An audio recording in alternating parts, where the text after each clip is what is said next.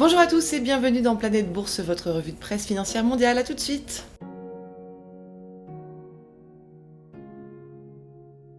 On commence avec l'Europe. Mytheresa dépasse largement les attentes. Le détaillant allemand de produits de luxe en ligne, qui distribue notamment Burberry et Prada, a été valorisé 2,2 milliards de dollars lors de son introduction en bourse hier. L'ancienne filiale de Neiman Marcus signait en 2020 un chiffre d'affaires en hausse de 18,6% à 450 millions d'euros. Poussé par la demande chinoise, américaine et coréenne, Burberry limite ses pertes trimestrielles à 9%, mais l'avenir du groupe reste incertain. Ses actions plafonnent à un cinquième de leur niveau d'avant-pandémie, bien en deçà des performances de certains de ses concurrents, selon le Financial Times.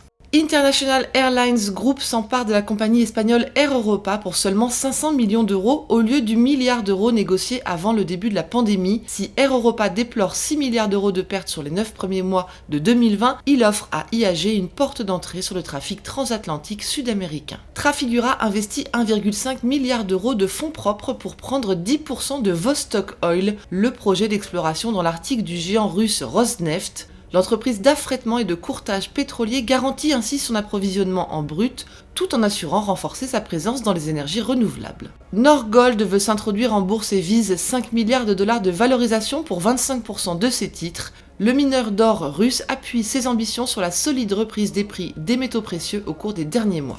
Saga, le croisiériste britannique des plus de 50 ans, exige la double vaccination pour monter à bord de ses navires. Sur cette base, l'organisateur de voyage s'attend à une reprise normale de son activité dès le mois de mai. Et Nestlé va investir 787 millions de dollars sur 10 ans pour que les lignes d'approvisionnement de Nescafé soient responsables et traçables.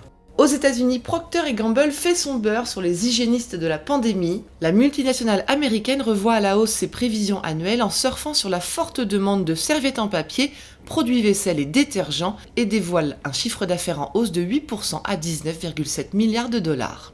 Après JP Morgan et Goldman Sachs, c'est Morgan Stanley qui confirme son excellente santé. Les bénéfices trimestriels de la banque américaine sont en hausse de 51% et ses gains annuels touchent des records à 11 milliards de dollars, largement boostés par les activités trading et gestion de fortune. A l'inverse, United Airlines dévoile 1,9 milliard de dollars de pertes trimestrielles nettes et 7 milliards au total pour 2020. La compagnie aérienne annonce par ailleurs réduire ses coûts annuels de 2 milliards de dollars jusqu'en 2023. Tyson Foods va verser 221,5 millions de dollars aux acheteurs de volailles pour régler les accusations de collusion sur les prix. Le plus grand distributeur de poulets des États-Unis met ainsi fin à une bataille juridique de 4 ans. Et Starboard poursuit ses hostilités à l'encontre de Corteva. Le jeune SPAC activiste nomme 8 administrateurs dans une tentative pour prendre le contrôle du conseil d'administration du géant américain de l'agriculture et évincer son directeur général.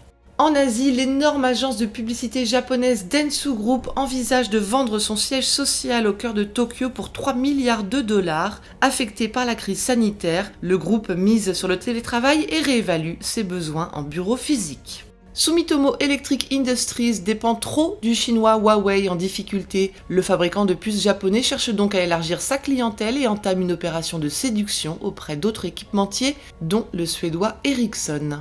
Et enfin, déjà partenaires, TSMC et Intel pourraient nouer une nouvelle alliance sans précédent. Le plus grand fabricant américain de microprocesseurs envisage de déléguer la production d'une large gamme de ses processeurs phares à Taiwan Semiconductor Manufacturing Co. à moindre échelle. Intel déclare aussi être en pourparlers avec Samsung Electronics. Voilà ce qu'il fallait lire aujourd'hui sur les unes du Monde. À demain!